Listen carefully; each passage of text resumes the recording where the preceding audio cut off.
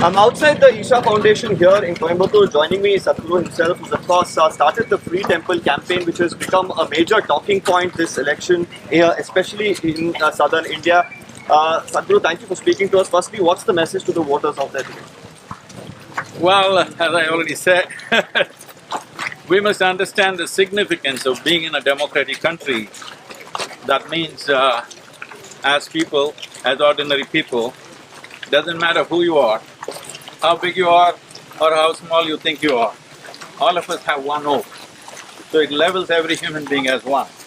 That's important.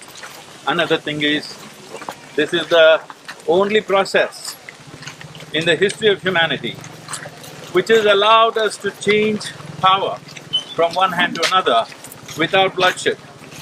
Otherwise, never in the history of humanity have we managed to shift power without bloodshed, without killing. So this is a phenomenal process. Do not compromise it by either voting based on your religion, caste, creed, even party affiliations.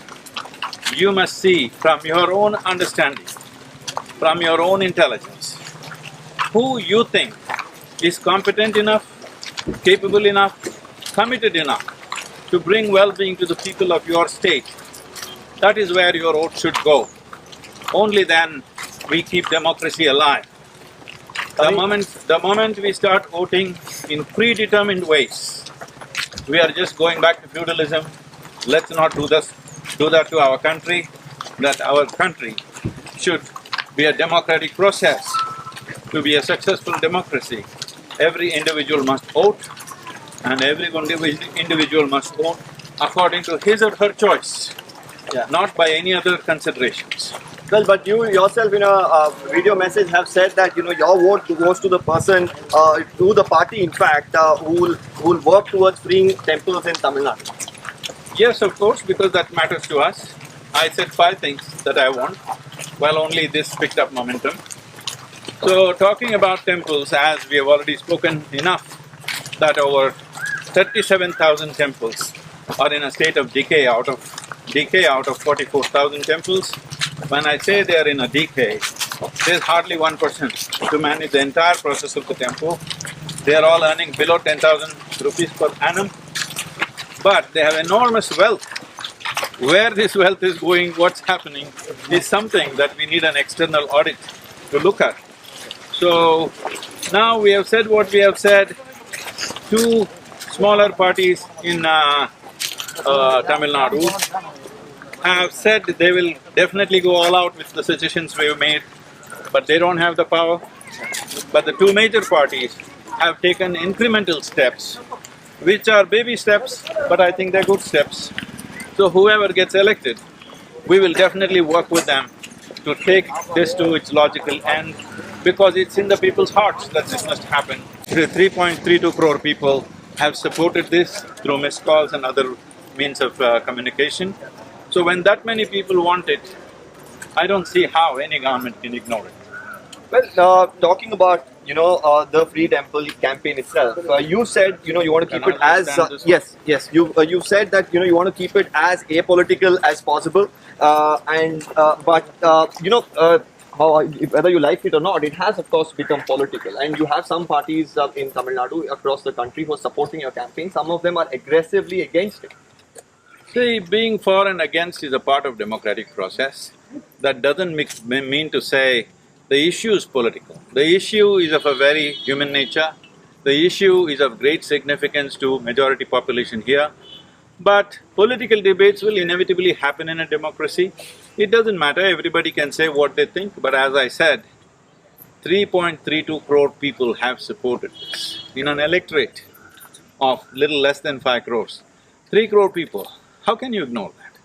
I don't think they can ignore that. So whichever government comes into place, we will work with them. Well, because I clearly understand it's a very complex issue.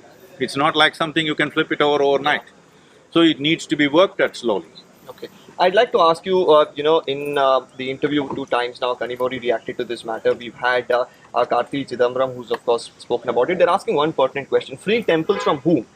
They say committees are already existing who are taking care of temples. They're saying the balance of society which has been followed because of government control will be lost. There could be marginalized communities who could face issues when they go to temple if it's given to the community. And right now, as far as the income generated is concerned, it largely stays with the temple itself. See, they're talking about an ancient problem. That problem did exist in our country, that professions and different aspects and activities of our social life was divided on the basis of caste. That is the reality of our existence. But that reality doesn't make sense anymore. So you can't be talking about the same problem that existed 50, 100 years ago and going on saying the same thing. It's very clear today that irrespective of your caste, you can be a teacher, you can be a soldier, you can be anything you want, all right, if you get the necessary training. The same goes for the priesthood. Irrespective of your caste, creed or religion, if you have devotion in your heart and willing to train for what is needed, you can become that. So this whole thing about bringing caste into this as if it's some kind of a barrier, no. That barrier by law is gone long time ago. Okay. In social practice, unfortunately, it's still there. This is one of the best ways to level this out. Tomorrow when you see that anybody can come into the temple, not only come into the temple, they can also be part of running the temple, and we don't even ask them what is your caste. When that happens, real leveling of the society will happen. Those who are not being treated as equals in villages, it will change significantly when they are part of the spiritual process also. Last quick questions I'm going to ask you. The opposition has mentioned one more thing quite aggressively, that they've termed you as the B team of the BJP because they've even had the free temple issue in their manifesto. We must understand this. These are election times, everybody can say many irresponsible things, it's all right. But what I'm saying is, BJP also, in wherever it has government, it has done the same thing. So, how am I the B team of anything? Everybody should understand this. I have never been and never will be a B team of anybody for that matter. Either a political party or anything for that matter. I will never be a B team. If people have followed me and known me, they know I have spoken my mind, it doesn't matter which government. But once the people elect the government, I will respect that, whoever it is, because I respect democracy. Maybe I disagree with them, but when people have elected, I bow down to them because that is the nature of democracy. My opinion is not higher than people's will. That's how I understand democracy. So, final question to you, this particular campaign, is it going to be limited right now to Tamil Nadu? Because you have your ashram spread out across the country and the world. How are you going to take this nationally now forward? See, now that the election time is over, because of the election was in Tamil Nadu, nowhere else in southern India, we contained it to Tamil Nadu. And the issue in Tamil Nadu is far more serious than anywhere else.